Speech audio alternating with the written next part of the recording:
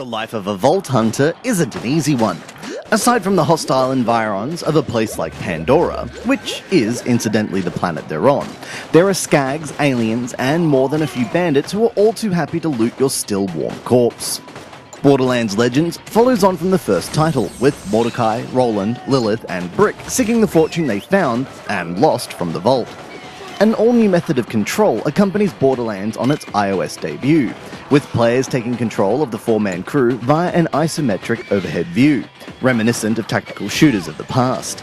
However, instead of being able to pause to issue orders, everything plays out in real time, forcing you to frantically tap and drag in an effort to keep everyone alive.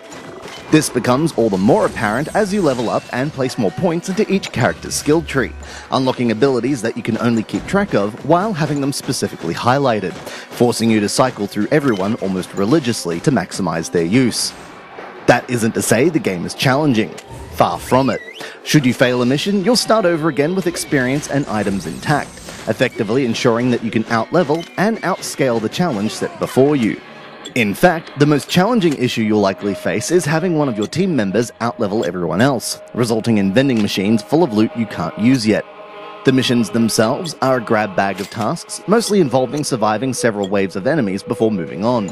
Combat lacks any real visceral impact thanks to a disconnect between your actions and their results. On the smaller iPhone screen, getting a team member in the right position is a painful exercise in watching the AI pathing utterly fail, as poor logic means characters refuse to go near waypoints too close to objects in the environment, or, worst of all, can't work out how to walk around their fellow teammates.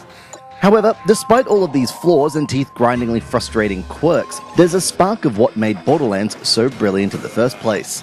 From the visual flair to the amusing scenarios you ultimately find yourself in, it's a sweet, if broken, homage to the first-person shooter it's based on.